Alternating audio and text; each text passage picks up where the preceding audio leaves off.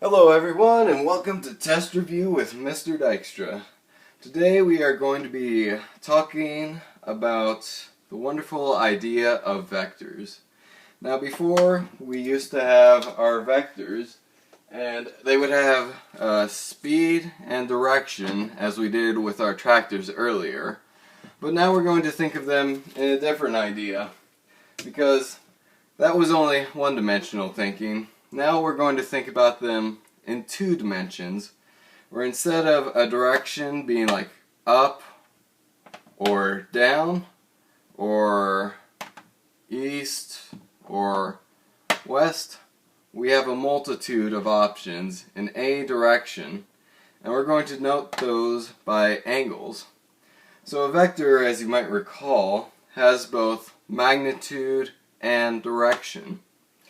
So the direction is whatever angle the vector is at. So let's say if it is at 45 degrees, that is the direction. But it also has magnitude, and magnitude here graphically is determined by the length of the vector. So here we have a vector of a certain length, and if we double its length, we've doubled its magnitude. So fairly simple ideas, so we're just going to go through them just to get kind of a grasp at what's going on. So we're going to start by thinking about graphical addition, because the math part, I'm sure you've all realized by now, it's fairly simple. You just have a bunch of sine, cosines, and inverse tangents. Sounds a little more complicated than it actually is. But let's take a little review of graphical addition of vectors. So if I have one vector here, let's move him right there, and another vector, let's go this direction there. In order to add these vectors together, I'm going to need a little more room to do this, because you take one vector and you take it, they both start at the origin, take it, move the tail to the tip, keeping the same angle, and you see we end up right here. Now when you're adding vectors, it doesn't matter which way you do this, because you can take it either take this one, put its tail at this tip, or we can take this one and put its tail at this guy's tip, and you see we end up at the same location right there. So now that's adding vectors. Now let's say I have these 2 vectors and we're going to subtract them. So we'll call the green one vector A, the blue one's going to be vector B, and here we're going to subtract them. So in order to subtract 2 vectors, we're going to subtract A from B, since that's easiest to see. So we take A, subtracting it from B, we take it, we make it negative, which means we point it in the opposite direction, keeping the magnitude the same.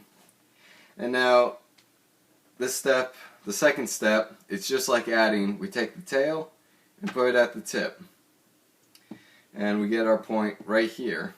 Now after you do the first step, which one you're doing matters. The second step does not, because once I switch this guy around to negative, it doesn't matter if I move the blue one tail to tip or the green one tail to tip. We both end up at the same point. Now let's go back. Let's say we want to now subtract B from A. Same process, very simple. We take our blue one, make it negative by switching its direction, and then we move it tail to the tip of this guy, and we end up all the way over here. And like I said, when you do the second step, the order doesn't matter, as long as you reverse the direction of the arrow you are subtracting. But if we move this one down, we end up at the same spot. So that's just a little summary of the graphical addition of vectors. So just remember, a vector has both magnitude and direction. The direction is the degrees, usually given from this line right here, our x-axis, going counterclockwise. So starting here, going that way, and we get x degrees there for our direction. And then the magnitude is denoted by length. Once again, if we take the length and we double it, we've doubled the magnitude. Easy, simple things. You just gotta remember what's what. Thanks for watching.